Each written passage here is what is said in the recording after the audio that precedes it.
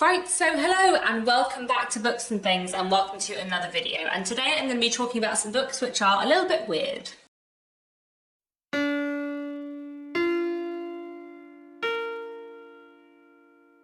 So today I've picked out 10 weird and wonderful books, by which I mean books that are like a little bit odd, that either have a slightly unusual premise or do something like slightly odd with form or just are a bit weird in a way that I really enjoy. I have realised that something I quite like about books is when books are slightly odd, a little bit wacky, a little bit bizarre, do something a little bit strange. In general, that tends for me not to be like being really experimental, but maybe having like an unusual premise or like doing something fun with form that is still quite approachable.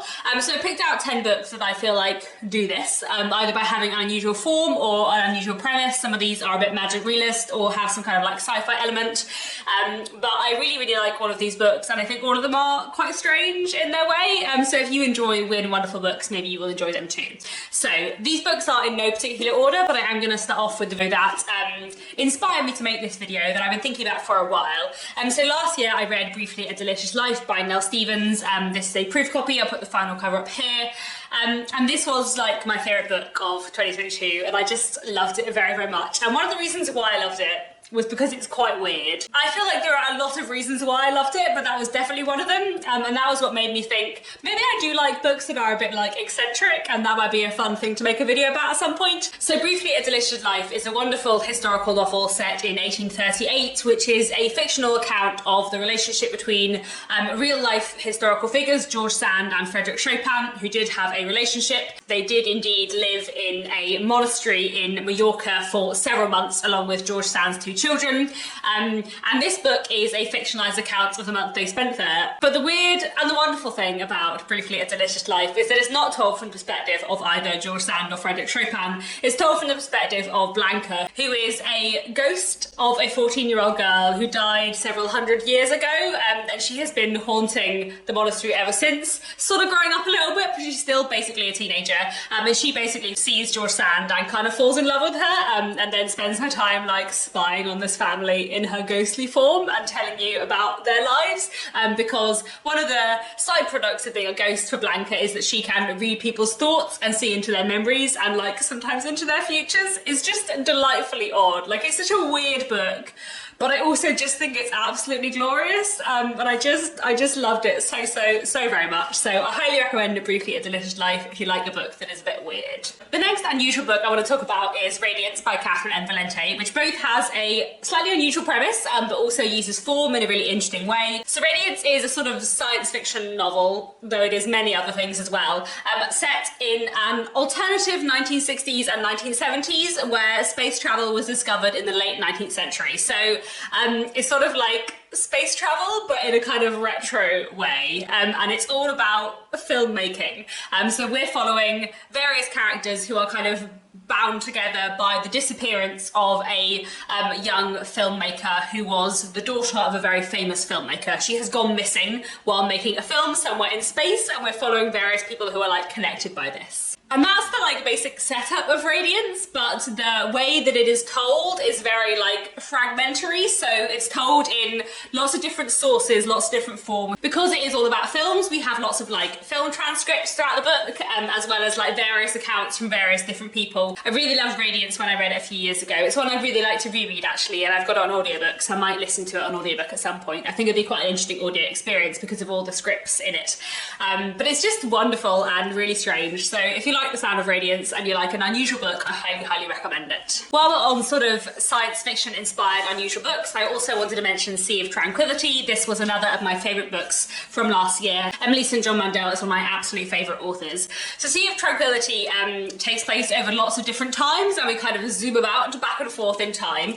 So the first section of Sea of Tranquility takes place in 1912, and then we go through 2020, and then to 2203, and then to 2401, and then back to 2203, and then kind of all over. And it's basically a sort of strange story about various characters who are linked together by something weird happening. And we sort of find out over the course of the book what it might be that is linking these people together through time. And it's just kind of bizarre, but also completely delightful. I really love Emily St. John Mandel a lot. I think she's very good at packing like a lot into a quite short book. Her characterization is amazing. Her themes, her concepts are fantastic. There's also quite a lot in this book about like pandemics. In the 2203 section, there is a pandemic happening across both the moon and Earth, and the way that Emily St. John Mandel writes about that is just incredibly moving and powerful. And yeah, I just think this is amazing. Slightly odd, but just utterly wonderful, and I highly recommend it. I would say that it is worth reading Station 11 and The Glass Hotel by Emily St. John Mandel first, because there are like a few links between those books. It's not like a direct sequel exactly, but there are a few characters and themes in common, so it is maybe worth reading those two first, but I highly recommend Sea of Tranquility. It is amazing. The next book I want to mention is Piranesi by Susanna Clarke. This was another favourite of mine from last year, and it's a really fantastic book, which is quite surreal and sort of ambiguous in many ways. So we begin the book following a man who may or may not be called Piranesi. That's what the only other person in the world calls him, but he doesn't really think that it is his name, but he doesn't really know what his name is, so he isn't really sure. But Piranesi lives in this great giant house with a lot of different halls with lots of different stuff in, and he has lived there for as long as he can remember. He travels about the house and he gathers things, and there is one other person who exists in the world who he calls the other, who he sometimes talks to. And that is like the setup of Piranesi. It's just very weird, and then slowly over the course of the novel it becomes a bit clearer what is going on and what this place is and what Piranesi is doing there. And I just loved it so much. I think it's so weird, but also so fantastic. Really powerful, really clever, really fun and well paced, and like the slow unveiling of the situation, the characters, it's just amazing. Like, I highly recommend Piranesi. I feel like the way I heard all the people speak about Piranesi before I read it, I was expecting it to be really ambiguous and strange, but things are kind of explored and delved into in a really satisfying fashion. So I highly recommend Piranesi. I think it's fantastic, and yeah, what a book. The next book I wanted to mention is The Unconsole by Kazuo Ishiguro. Ishiguro is one of my absolute favourite authors. I love his books a lot. And this was one of the last books I read by him. So I think this was, at the time I was reading it, it was the last book I had to read by him, but then I think Clara and the Sun came out after that. So it's probably like the second to last book I read by him. I will say that I do not think it is the best place to start with Ishiguro, because I just think you will be very confused if you do, because it is basically a 533-page dream sequence, as far as I can work out. Nothing in The Unconsoled makes sense. Everything is quite weird. Everything is sort of run by dream logic, in that, like, nothing really makes sense and no one behaves in the way that people do, and people kind of just like move from place to place, and people seem to like swap identities in a sort of weird way. It is just really like a dream for 530 pages, and I feel like by the time I read this, I'd read enough Kazuo Ishiguro that I was like, I'm just gonna go with it. And I kind of loved it, but I do feel like it's probably one for fans of his book. Like, I feel like to bear with the complete strangeness of The Unconsoled, you kind of need to like have built up lots of goodwill for this author from his previous books. So basically this book begins with a man called Ryder, a piano player, arriving in a mysterious place. We don't know what the place is, and he is due to give a concert, but then things keep going wrong. And at the beginning it's a bit stressful because you feel like he isn't quite getting to the places he needs to be on time, but then you soon realise that actually the logic of whatever is going on is not quite what you think it is. The Unconsoled is just completely wacky. Like, I don't really feel like it should work, but for me it kind of did. I feel like it's not going to be for everyone. It's very dreamlike and surreal, but it's also beautifully written, and it also is like a really interesting look at like a character's psychology, even if sometimes he's in sort of situations that don't feel quite real, and there are moments that are really interesting. So yeah, I do recommend The Unconsoled very much, but I do think it's probably one to read once you've read a few other Ishiguro books and kind of know that you enjoy his writing, and are going to bear with him for 500 pages of a remarkably strange but also kind of enjoyable dream sequence. The next book I wanted to mention is Blue Postcards by Douglas Bratton. This is a work of historical historical fiction that I read when it was longlisted for the Walter Scott Prize, I think probably last year. And this is a kind of experimental novella which is told in the form of 100 postcards. So it's told in 100 paragraphs, which would theoretically fit on postcards. I read it on Kindle. I feel like maybe in the physical edition they are like a paragraph a page in sort of postcard form, I don't know. But basically in this book, over the course of 100 postcards, we are told the kind of stories of 3 people living in Paris over various points in time from like just after the Second World War onwards. It's quite a weird book in many ways. Obviously the form of it itself is quite strange, but also it kind of feels like one of the 3 people is telling the stories of the other 2, but maybe doesn't know that much about him. So like, is he fully reliable? And even the stuff he's telling you about his own life, how reliable is that? Because the book is kind of very like self-consciously a book. Like it's quite meta and very like self-aware of its own like fictional nature. So it's quite a surreal one and quite an experimental one, obviously with the form. But I just found it really, really enjoyable. Especially because although it's kind of experimental in form and theme, I suppose, it's very, very readable, and it's very quick to read as well because it is 100 paragraphs, so it only kind of took me like maybe 2 hours to read, I think, when I read it, and I just really, really enjoyed it. So if you like a slightly unusual bit of historical fiction, something playing with form in an interesting way, then I would recommend Blue Postcards. It was a great fun read. Another weird and wonderful book that I read because it was longlisted for the Walter Scott Prize is Mr. Beethoven by Paul Griffiths. This was longlisted for the prize maybe 2 years ago, I think, and I really enjoyed it. It is quite strange, but in a way that I really enjoyed. A little bit like Radiance, Mr. Beethoven is unusual both in form and in premise.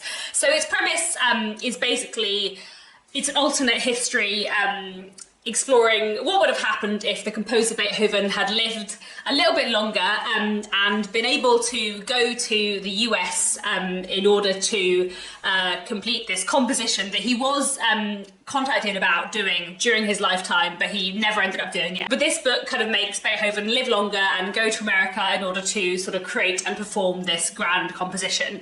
And it's basically about his experiences during America. But the form of the book is quite unusual because it plays with form in a fun way. It actually reminds me in form of the posthumous memoirs of Brasky Bass by Machado de Assis, which I haven't spoken about today because I'm actually only talking about contemporary books today, which I don't even know if I said at the beginning of the video, but there we go. But Mr. Beethoven reminds me of that in form, in that it does kind of individual interesting things with different chapters. So some of the chapters in Mr. Beethoven are just prose, but some of the chapters are all dialogue, or some of the chapters are libretto or lyrics, some of the chapters are music. There's one chapter which I remember finding really fun, which is mostly dialogue, but the dialogue has like music directions, so it's got like dynamics of how loudly the characters are speaking and stuff, which I just thought was excellent fun. Like there's a lot of good like music jokes in this, I suppose. I feel like this is a book that you will find more fun if you like music and you play an instrument or read music. But I just really, really enjoyed this Beethoven. I thought it was excellent fun, and yeah, another weird and wonderful book. I realised that having spoken about Mr. Beethoven and music, the next 2 books I want to talk about, which are weird and wonderful, also kind of look at music in an interesting way, which is quite fun. Something else I enjoy in books. So the next book I wanted to mention is The Chimes by Anna Smale. So this is a really strange, glorious book, which I read maybe 7 or 8 years ago. I really want to reread it actually because I loved it at the time. So The Chimes is set in an alternative London where writing and reading have been forbidden, they're banned, and the thing that has kind of taken its place is music. Music is hugely valued and massively important to the society. And also, no one can really remember anything. Memory is sort of like fading. Everyone has sort of very short-term memories and cannot remember what happened, you know, not even that long ago at all. Which means both that this is kind of very interesting premise, but also the way it's written is very interesting because you might know what the characters did like longer ago than they know because they can't remember and things are sort of hazy for them, which is just really, really interesting and makes this really fascinating, unusual read. So yeah, I would highly recommend The Chimes. Like I said, it's been a long time since I read it, so my memory of it isn't super fresh, but I absolutely loved it. I thought it was beautifully, astoundingly written, as well as having sort of fascinating themes and characterization and just being like strange and fascinating in all the best ways. So yes, another weird and wonderful book I definitely recommend. The next book I wanted to mention is A Visit from the Goon Squad by Jennifer Egan. This is another one, it's been years since I read, but I absolutely love this book. I think it's really, really fantastic and really interesting. So this is a series of interconnected short stories where kind of each story is sort of vaguely linked back to the last. So I think like in the first story we follow a woman called Sasha, and then in the second story we follow like the childhood best friend of Sasha's boss or something like that. Like it's all kind of vague but vaguely linked together. A Visit from the Goon Squad is great fun and a really fantastic read. Jennifer Egan writes so beautifully, and one of the things I really like about A Visit from the Goon Squad is that she uses kind of form and voice in interesting ways. So each story has a very, very different tone and style to it, almost like a different genre to it in a way. She uses various different sort of first and third person voices, and there's one story in the second person, which is obviously quite unusual, and there's also one story which is a short story told entirely in the form of a PowerPoint presentation, which is quite random, but I kind of like. So yeah, I highly recommend A Visit from the Goon Squad too. Finally, the last book I wanted to mention is the book of Form and Emptiness by Rita Zecchi. This is another book I read last year that I really enjoyed, and this book has an unusual premise in that it is a book which is being narrated from the perspective of a book.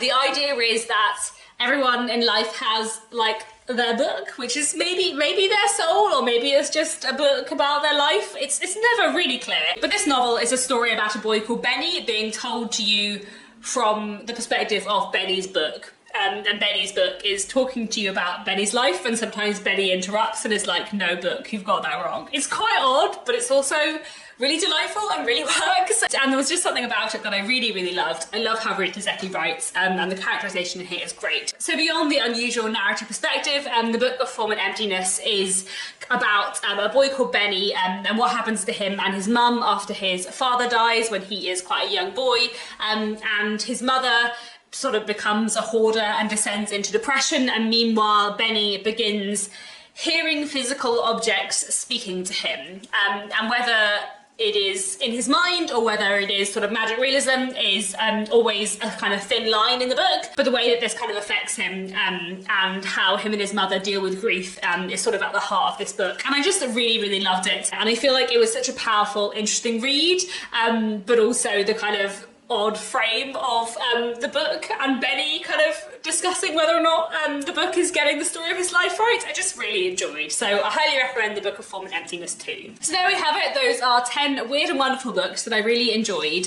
These are all a bit odd, but I really, really liked all of them. So please do let me know down in the comments what are some strange and unusual books that you really like that do unusual things with form or with premise or theme or whatever. Tell me your weirdest book recommendations that you think I might like based off these books here. That's all for now. Thank you so much for watching, and I'll be back very soon with another bookish video.